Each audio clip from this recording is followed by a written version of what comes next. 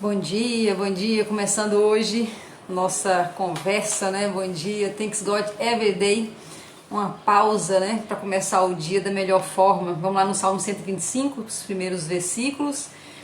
Aqueles que confiam no Senhor serão como um monte de Sião, que não pode ser abalado, mas permanece para sempre. Bom dia, com alegria! Como os montes estão ao redor de Jerusalém, assim o Senhor está ao redor do seu povo daqui e em diante para sempre. Muito lindo, né? Os que confiam no Senhor não pode ser abalado, mas permanece para sempre. Que desafio! Que desafio! Parece muito fácil, é muito bonito falar sobre isso, mas talvez essa seja uma das experiências mais desafiadoras para o ser humano. Bom dia, Carol. Confiar em Deus. Aí alguém pode falar, não, eu confio em Deus. E aí fica até engraçado, né? Pessoa que afirma demais, eu confio em Deus, né? Bom dia, ali. Primeiro que nós vamos confiando em Deus por camadas. Bom dia, Ana. Nós vamos confiando em Deus por camadas. Nós vamos acessando essa fé por camadas, né? A fé vem por camadas. Ontem nós falamos o que pode trazer para nós essa fé e o que pode nos amadurecer nessa fé. O que pode nos dar mais essa certeza, né? Bom dia, Geida. Mas uma coisa é verdade, ela vem por camadas e nós não estamos prontos.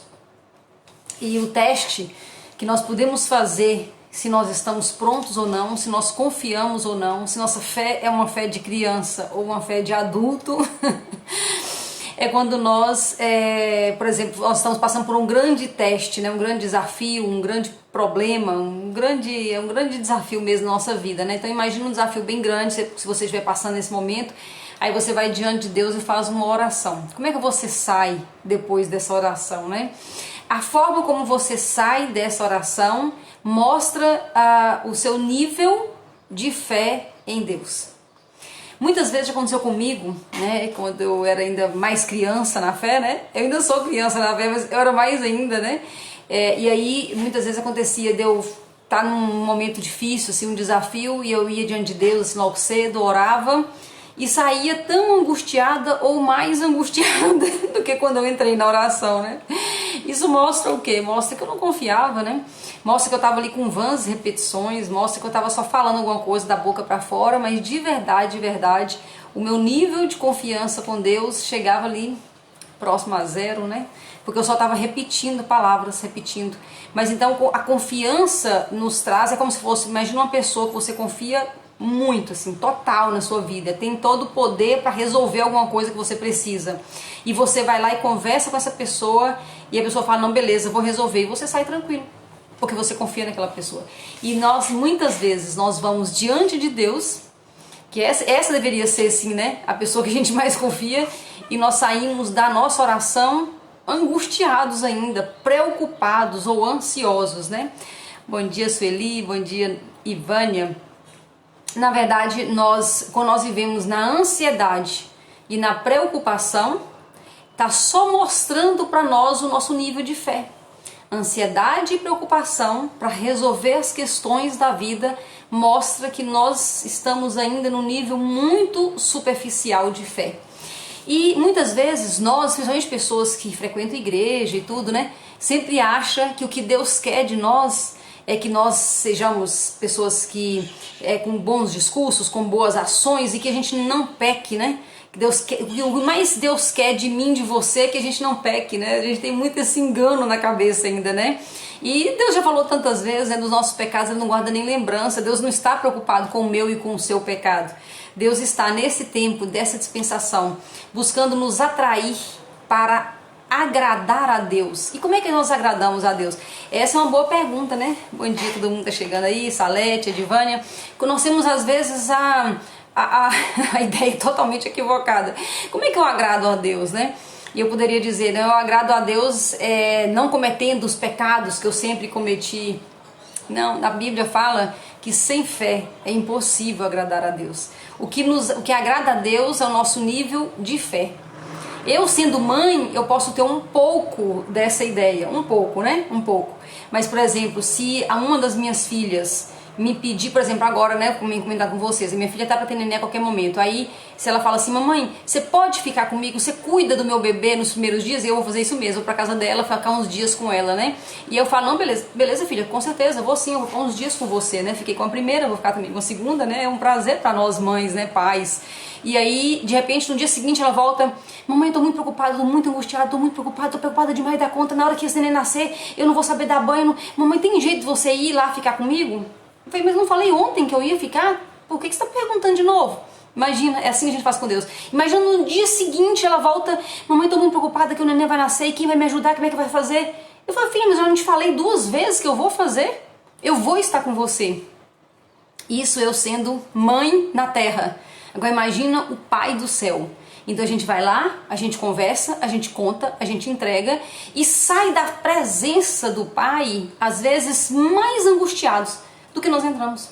Ou então às vezes até sai mais aliviado naquela hora, né? Nossa, desabafei, né? Desabafei com Deus, coloquei tudo pra Ele, coloquei tudo aos pés do Senhor. Nós temos umas frases de efeito, né? Que nós usamos, mas na prática não é assim, bem assim não. Coloquei tudo nos pés do Senhor, entreguei tudo nas mãos de Deus. Passa 2 horas, eu tô lá arrancando os cabelos e angustiada como se eu não tivesse contado nada pra Ele. E isso mostra o nosso nível de fé. Então o maior trabalho, né, de verdade, assim, e o maior desafio de todos, pelo menos para minha vida, eu acredito que na sua também, é elevar esse nível de fé e de confiança que nós precisamos ter com o nosso Deus, né? Entender que Ele é bom, entender que Ele tem planos bons a nosso respeito, entender que Ele cuida de nós, né? A palavra de Deus fala que até o que você não pediu Ele já sabe, Ele já está pronto para te entregar, né? A palavra de Deus diz que Ele sabe todas as coisas que nós precisamos e nós agimos como esses filhos que não tem conhecimento, né? Que não tem coragem de se jogar.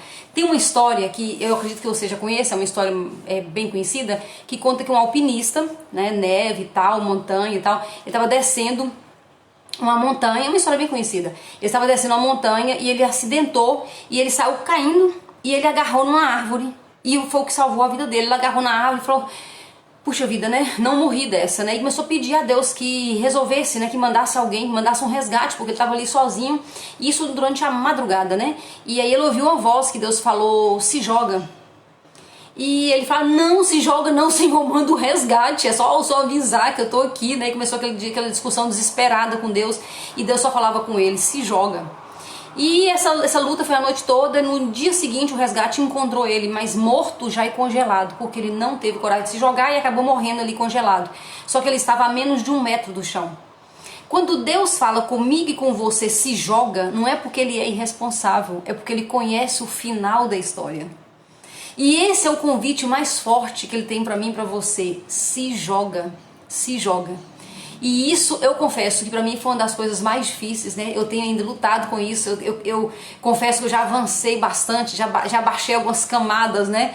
Dessa cebola da fé, mas ainda é bem desafiador. Bom dia, Nancy, bom dia, Liel, sejam bem-vindas, meninas. Bem desafiador confiar em Deus, né? Eu lembro de uma experiência que eu tive de esporte radical, eu nunca fui nem de esporte, quanto mais de esporte radical, né? E aí muito tempo atrás, eu participei, né, de uma equipe de treinamento que fazia esporte radical, e eu fui, e aí lá tinha 2 grupos de pessoas, 2 tipos de pessoas, e tinha eu, né, que eu não era nenhum tipo nem de outro. O primeiro grupo de pessoas eram pessoas que sabiam nadar, que sabiam fazer rapel, que tava tudo certo, eles estavam na praia deles, eles tinham a experiência e sabiam nadar. Essa turma, tudo que os instrutores mandavam fazer, eles faziam. Por quê? Porque eles confiavam nele, porque eles sabiam nadar, eles entendiam de esporte radical. Tinha essa turma, né, no meio do grupo. Tinha outra turma que era onde eu poderia fazer parte, que era aquela turma que não tinha experiência com esporte radical, que não sabia nadar. A gente não sei nadar até hoje, tá? Eu não sei nadar. E beleza. E aí os instrutores mandavam eles se jogarem nas atividades, né? Fazer o que tinha que ser feito. A turma que sabia fazia porque confiava em si mesmo. E a outra turma não fazia direito, ou fazia mais ou menos, morrendo de medo de morrer. E eu me joguei, e eu lembro que eu me jogava, assim, nas situações, e eu caía na água, eu pulei num negócio muito alto, assim, e os instrutores lá embaixo, né, no rio muito fundo, me esperando lá, eu me joguei, e aí depois me perguntaram, né, André, você tá doida, você não sabia nadar, como é que você se jogou? Eu falei, mas os instrutores estavam ali muito bem pagos para isso, né? Eles sabiam o que estavam fazendo, né? E não aconteceu nada, tanto que eu tô aqui. Mas com Deus é assim, ele fala se joga, mas não é se joga porque você sabe nadar. Não é se joga porque você tá vendo o final da história. Se joga porque você confia em Deus. É isso que é desafiador. E aí entra uma luta muito grande, e é por isso que vai ficando cada vez mais difícil, que é a luta entre o seu cérebro e a sua alma. É aí que entra, é por isso que fica difícil. O que o seu cérebro, ele baseia em quê? Baseia em experiências já vividas. E ele baseia também em frases que nós escutamos a vida inteira. E essas frases ficam ecoando dentro de nós e querendo que a gente faça o que combine com essas frases, né? Por exemplo, não troca o certo pelo duvidoso. Né? Não, isso aí é uma voz que vem muito, né? É melhor um passarinho voando, um passarinho na mão do que dois voando. Então o cérebro, ele busca o tempo todo segurança e ele te lembra de experiências que você já viveu, de coisas que já deram errado, coisas que não foram suas, mas que alguém passou e não deu certo. Ele fica te lembrando para que você ponha o pé no chão. Inclusive essa é uma outra frase, né? Ou para de voar, põe o pé no chão. Né, te trazendo para a realidade. Essas frases, elas nos trazem essas lembranças para a realidade. Só que se nós só andássemos baseados nas nossas histórias, o que vai acontecer? Nós vamos repetir sempre os padrões. Por que Pedro aceitou andar sobre as águas? Porque ele tinha experiência de andar sobre as águas? André, ele conhecia o mar. Não, mas ele não andava sobre as águas, ele conhecia o mar de dentro do barco, né? E aí ele fez uma coisa que ele nunca tinha feito, não tinha lógica nenhuma, andar sobre as águas. Mas por quê? Porque ele confiava em quem estava mandando ele andar sobre as águas. Então quando Deus me chama e te chama, ele não conta o final da história, mas ele sabe o final da história. Então quando ele fala se joga, confia em mim, e ele grita, né, meu Deus, né? Não, ele não fala meu Deus, né? Quem fala somos nós, né? Sem fé é impossível agradar a Deus. Que dia que você vai entender se você não confiar em mim, se você não se soltar, se você não se jogar? É impossível entregar para você as coisas grandes que eu tenho para você. Imagina que loucura que Noé passou, né? Construiu uma arca, não tinha experiência nenhuma, nem estava chovendo, e ele passou muito tempo construindo uma arca gigante, né? Mas Deus conhecia o final da história. Imagina quando Deus chamou Abraão, falou, só sai da sua terra e vai, né? Se joga nisso aí, né? E ele foi, pegou a família dele, ele se jogou nessa aventura. Ele não sabia o final da história, mas quem estava convidando sabia o final da história. Então o convite para nós é acreditar que nós temos um Deus que cuida, que está tomando conta, que está chamando e que conhece o final da história. E ele não vai te contar, às vezes, o final da história, e muito menos ele vai te contar o meio da história. Porque se conta o meio da história, é aí que nós não vamos mesmo, né? Que é o processo. Ele não conta o processo para nós. Ele só fala, vai, confia em mim. Por isso que esse versículo ele é uma chave para a nossa vida em abundância. Sem fé é impossível agradar a Deus. Sem fé é impossível agradar a Deus. Gente, quando eu vim morar em Goiânia, foi muito louco, né? Eu sempre morei, sou mineira, sempre morei em Minas. E Minas, né? Deve ter algum mineiro aí ouvindo, mas o povo de Minas não sai de Minas, não. O mineiro tem raiz, né? Dentro de Minas, né? E eu nunca tinha saído para morar, né? Já tinha passeado, claro, mas eu nunca tinha saído para morar em outro lugar. E a minha família é muito tradicional, né? Todo mundo junto ali, né? Naquele mesmo circuito, né? E um dia Deus falou comigo. E é interessante quando Deus falou comigo, gente, eu estava tão afastada de Deus em tudo, mas eu sempre tive prática de orar de manhã. Mas eu estava totalmente errada na vida, estava totalmente perdida na vida, afastada de Deus mesmo, afastada de Deus. E Deus um dia numa oração normal, com uma oração de manhã, Deus falou comigo nitidamente. Por isso que eu falo com você, Deus fala com todo mundo. Se fosse por merecimento, eu nunca mereceria ouvir a voz de Deus, nem época nenhuma. Naquela época pior ainda, que eu estava totalmente afastada de tudo. Mas numa prática ali, religiosa, eu tinha sempre aquela prática de orar antes de sair. E Deus falou comigo, vai pra Goiânia. Eu não conhecia Goiânia. Né? E eu fiz muito isso, né? Eu vim pra Goiânia assim de forma muito louca, né? Eu tenho 3 filhos, eu vim pra Goiânia.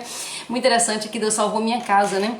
Deus tinha um projeto tão grande, tão lindo pra mim dentro de Goiânia. A primeira coisa que aconteceu aqui foi que Deus salvou a minha casa inteira, né? Aqui também as minhas filhas 2 já se casaram, né? E eu tenho uma terceira ainda solteira.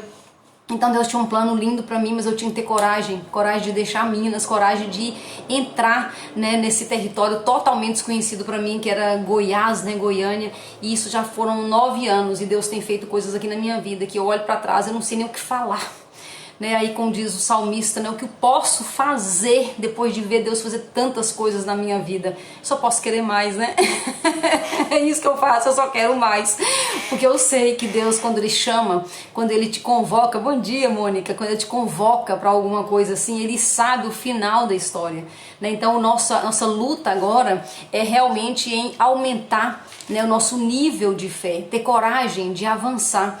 E aí você fala, mas Deus não está me chamando. Deus chama todo mundo, mas muitas vezes quando Deus chama, nós falamos sobre isso semana passada, eu acho, das vozes, né? Ele fala com uma vozinha tão mansa, tão tranquila, né? E muitas vezes nós ficamos com a nossa razão tirando, né, a palavra de Deus, né? Então é porque na verdade nós não queremos ainda, não estamos preparados para se jogar. Mas essa preparação, ela é só uma preparação do coração, é só a confiança. Você não tem que estar preparado, eu não estava preparado para mudar de estado, né? Mas Deus estava preparado para me receber aqui, já tinha providenciado todas as coisas, né? Esse se joga, ele é desde as coisas pequenas até as coisas grandes. Muitas vezes nós agarramos no emprego, nós agarramos no relacionamento, né? Nós agarramos em tantas coisas. E às vezes uma pessoa, por exemplo, eu quero aquela pessoa, eu quero aquele relacionamento, e Deus já mostrou, né, que não é esse caminho, que você está equivocada, né? E aí a gente fica tentando colocar razão dentro de Deus, né? E falar, Senhor, mas essa pessoa é maravilhosa, essa pessoa é isso, essa pessoa é aquilo, e eu estou apaixonada, eu quero essa pessoa para mim, eu quero essa pessoa para mim. E Deus está assim, trabalhando para ver se você enxerga que o amor dele é maior do que isso que você está enxergando. Então o amor dele, não é que ele quer você só para ele, não. Ele vai te dar uma outra pessoa, mas talvez não seja aquela pessoa, talvez não seja esse emprego, talvez não seja nem essa cidade, talvez não seja nada disso que você está pensando, mas nós nos agarramos nas nossas certezas, nas nossas seguranças, o que é normal. E aí que é legal, que Deus tem paciência, sabia? Deus tem tanta paciência comigo, tem ainda, né? Tanta paciência comigo, porque muitas vezes eu insisti na minha razão. Eu sou de temperamento muito forte, então eu sempre quis mostrar para Deus que eu estava certa. Eu falo assim que durante muitos anos da minha vida eu fazia o plano e pedia a Deus para abençoar, e Deus abençoava, mas não era o melhor que Deus tinha para mim. Deus sempre me abençoou, né? Então assim, até quando, por exemplo, eu casei aos 17 anos e casei com uma pessoa que não foi tão bacana assim, Deus me abençoou me entregando uma filha maravilhosa. Agora já tenho uma família a partir dessa filha, né? Já tenho neta. Então Deus sempre me abençoou, porque Deus sempre abençoou os seus, Deus sempre abençoou seus filhos, porque Ele nos ama. Mas uma coisa é Deus te abençoar, outra coisa é você estar no centro da vontade perfeita de Deus. Isso aí é uma outra coisa, muito, muito, muito diferente, né? Então quando eu tenho fé, quando eu acredito, quando eu me jogo, eu não quero só a bênção de Deus, eu quero o centro da vontade perfeita e agradável de Deus. E isso depende se eu vou soltar a minha segurança, né? Mas como eu disse, Deus tem muita paciência comigo, com você, porque é natural do ser humano, né? O cérebro é uma parte física, né? É uma parte do nosso corpo, e então é natural. O cérebro é natural, assim como o meu corpo todo é natural. O meu cérebro faz parte do meu corpo, e o cérebro tem guardado naturalmente todos os registros de coisas que eu vivi, de coisas que eu vi e de coisas que eu ouvi. Então tudo está gravado no meu cérebro, e o cérebro usa isso aí, não é contra mim, ele usa a meu favor, protegendo a minha vida. Então a função do cérebro não é me fazer chegar na vontade perfeita e agradável de Deus, isso é função da alma. A função do cérebro é me manter viva, é para que eu chegue no final da carreira. Então o tempo todo ele fica me segurando para mim não fazer besteiras, né? É só para me manter vivo. Só que às vezes ele confunde muitas coisas, é natural, ele não tem a visão da alma. É a alma que tem saudade de coisas que nós nunca vivemos, eu e nós três, né? Corpo, alma e espírito, né? Nós três aqui, nós nunca vivemos coisas que a minha alma já enxergou. Por quê? Porque a minha alma é assim com Deus, né? Foi ela que veio. O espírito tem conexão com a alma, e isso tem conexão com o Espírito Santo de Deus. Então eles têm revelação, a alma e o espírito, que eu, no meu corpo, eu não tenho ainda. E o meu corpo junto com o meu cérebro, né? Eu fico tentando viver repetindo, que eu tenho medo de viver o novo, eu tenho medo de errar, eu tenho medo do que as pessoas vão falar comigo, eu tenho medo de perder a minha reputação, eu tenho medo de me jogar. E quanto mais medo eu tenho, quanto mais eu respondo a esses medos todos, mais eu fico onde eu estou. Mas o projeto de Deus para mim e para você não é isso. A vontade boa, perfeita e agradável de Deus é muito diferente e é muito maior do que isso. Por isso que ele nos chama, nos convoca a ter fé. E ele fala bem claro, sem fé é impossível me agradar.